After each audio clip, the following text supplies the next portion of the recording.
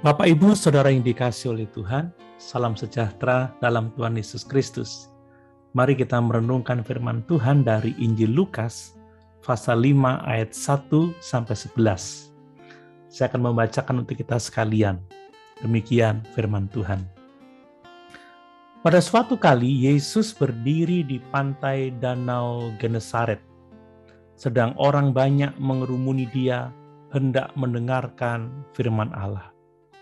Ia melihat dua perahu di tepi pantai. Nelayan-nelayannya telah turun dan sedang membasuh jalannya.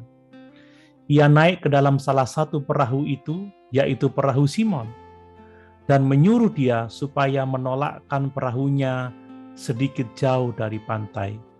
Lalu ia duduk dan mengajar orang banyak dari atas perahu. Setelah selesai berbicara, ia berkata kepada Simon, "Bertolaklah ke tempat yang dalam dan tebarkanlah jalamu untuk menangkap ikan." Simon menjawab, "Guru, telah sepanjang malam kami bekerja keras dan kami tidak menangkap apa-apa. Tetapi karena engkau menyuruhnya, aku akan menebarkan jala juga."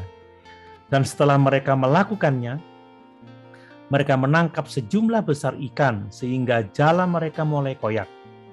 Lalu mereka memberi isyarat kepada teman-temannya di perahu yang lain supaya mereka datang membantunya. Dan mereka itu datang. Lalu mereka bersama-sama mengisi kedua perahu itu dengan ikan hingga hampir tenggelam.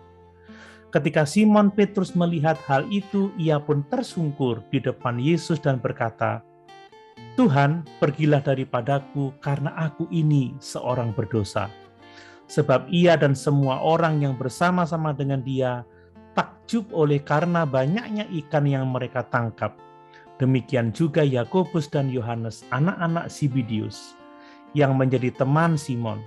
Kata Yesus kepada Simon, "Jangan takut, mulai dari sekarang engkau akan menjala manusia."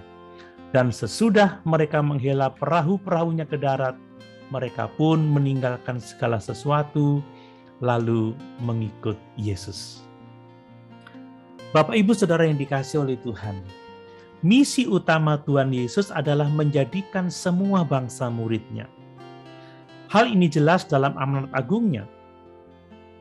Dengan demikian, Tuhan Yesus mau saudara dan saya menjadi murid-murid-Nya untuk akhirnya juga memuridkan orang lain juga. Dengan menjadi murid-Nya, kita akan menjadi serupa dengan Dia. Apakah Bapak, Ibu, Saudara murid Tuhan? Atau hanya sekedar percaya tetapi tidak mau melangkah lebih jauh lagi? Sebagaimana Tuhan kehendaki, saya rindu kita semua benar-benar mau menjadi murid Tuhan Yesus. Dalam kisah ini, kita bisa melihat karakter seorang murid yang dikehendaki oleh Tuhan sebagaimana ditunjukkan oleh Simon Petrus. Karakter seorang murid Tuhan yang pertama adalah ketaatan. Perhatikan bagaimana Simon Petrus taat pada perintah Tuhan Yesus. Sekalipun bagi Simon sepertinya perintah Tuhan tidak masuk akal baginya, tetapi Simon memiliki karakter seorang murid. Dia berkata, "Tetapi karena engkau menyuruhnya, aku akan menebarkan jala juga." Yang berikutnya dari hal ketaatan ini, kita harus berkomitmen untuk mentaati Yesus. Sekalipun seringkali kita tidak bisa memahami perintahnya karena akal kita biasa dengan cara berpikir dunia ini. Kita harus sungguh-sungguh mau taat kepada apa saja yang Tuhan perintahkan bagi kita. Karakter seorang murid Kristus yang kedua adalah kerendahan hati. Kita membaca di sini, Simon Petrus adalah seorang yang rendah hati. Saat dia mendapatkan sejumlah tangkapan ikan yang banyak itu, maka Simon Petrus tahu bahwa Yesus itu adalah Tuhan. Dia mengakui ketuhanan Yesus. Dan dengan demikian dia menyadari dirinya sebagai seorang berdosa dan tidak layak. Simon Petrus menyembah Yesus, dan dalam kerendahan hatinya, dia mengakui ketidaklayakannya. Bapak, Ibu, Saudara yang dikasihi oleh Tuhan, kita harus rendah hati kalau kita mau menjadi murid Kristus yang sejati.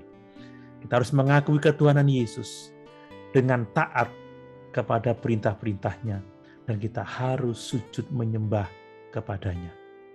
Karakter seorang murid Kristus yang ketiga adalah siap diutus. Kita membaca Simon Petrus menerima pengutusan untuk menjadi penjala manusia.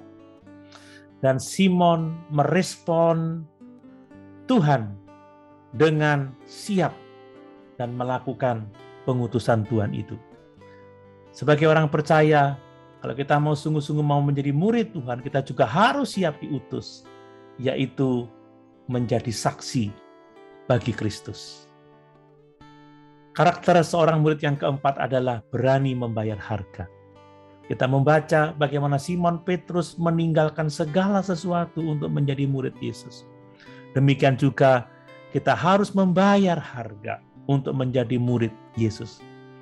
Dalam Matius pasal 16 ayat 24 dituliskan, lalu Yesus berkata kepada murid-muridnya, setiap orang yang mau mengikut aku, ia harus menyangkal dirinya, memikul salibnya, dan mengikut aku. Mari kita siap membayar harga. Kita harus menyangkal diri, tidak hidup untuk diri sendiri, tetapi hidup untuk Kristus. Mari kita memikul salib dan taat kepada Tuhan Yesus Kristus. Bapak, Ibu, Saudara yang dikasihi oleh Tuhan, mari kita tidak mau sekedar menjadi seorang Kristen, tetapi kita mau melangkah lebih jauh. Kita mau menjadi seorang murid Kristus yang sejati.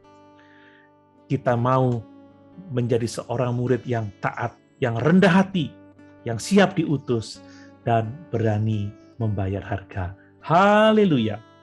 Tuhan Yesus memberkati.